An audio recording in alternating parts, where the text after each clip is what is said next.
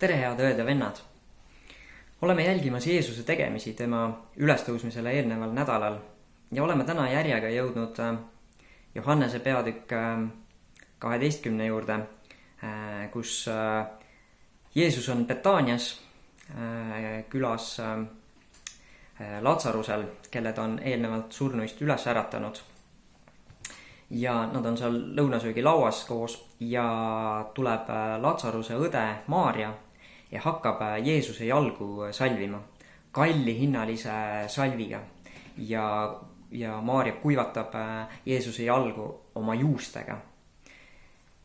See salv on nii kalli hinnaline, et see maksab Maarja jaoks terve aasta palga. Ja kõrval on kritiseerijaid, et milline raiskamine, aga Maarjal ei ole sellest kahju.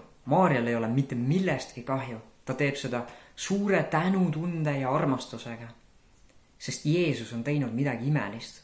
Jeesus on teinud midagi võimast. Ta on äratanud ellu tema venna Latsaruse. Ja Maarja tänu on lihtsalt nii suur. Ja ka minu elust on jagada üks lugu, mida Jeesus on minu elus teinud, mis on kasvatanud minu tänu Jeesuse suhtes ka nii suureks ja mõõtmatuks. Kui ma olin 13-aastane, siis hakkasid mul sellised psühholoogilised probleemid, mida nimetatakse tikid. Ma hakkasin oma paremat silma sagedasti pilgutama ja sellega kaasnes parema näo poole grimass. Et niimoodi. Ja see ei allunud minu kontrollile. Ma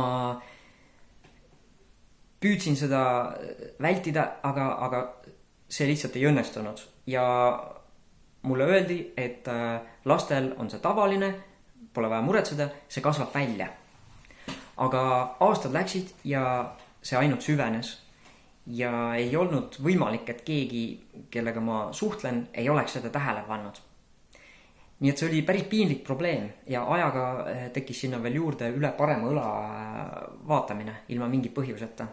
Ja ma oleks andnud kõik, et sellest probleemist vabaneda. Aga kahjuks ei suutnud mind mitte keegi ega mitte miski aidata nende aastate jooksul. Ja kujutage ette kõik tööintervjuud, uute inimestega tutvumine, igas olukorras seda märgatakse ja see tahes-tahtmata kujundab mingisugust sellist esmamuljet minust. Aga ei psühholoogid, ei ravimid, ei kõik võimalikud peegliharjutused ja iseenda filmimised, et siis seda pärast vaadata, et mis ma teen. Mitte miski läbi aastate ei suutnud mind aidata, nii et lõpuks ma olin täiesti heitunud ja alla andnud. Aga ma ei olnud siis veel kristlane. Aga kui ma sain kristlaseks, siis ühel päeval oli mul võimalus tervenemise eestpalveks. Ja sel päeval minu eest palvetati ja ma tõesti palusin ise ka, et Jeesus, tee mind terveks. Ja ma uskusin, et täna tõesti Jeesus teeb mind terveks sellest probleemist. Selleks hetkeks oli see probleem mind saatnud juba 25 aastat. Enamuse mu elust. Mis tähendab seda, et minu abikaasa ja meil selleks hetkeks olemas olnud 3 last ei olnud mind mitte kunagi näinud ilma selle probleemita. Aga sellest päevast alates olen ma sellest probleemist vaba. Jeesus tegi mind terveks. Ja minu 4. laps on ainuke, kes ei ole mind kunagi selle probleemiga näinud. See muutis mu elu lihtsalt täielikult. Sa võid seda ette kujutada. Ja sa võid ka ette kujutada tõesti minu tänutunne Jeesuse suhtes.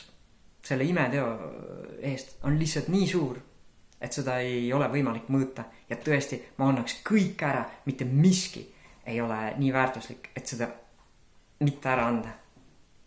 Ja Jeesus võib ka sinu elus teha seda, neid imesid.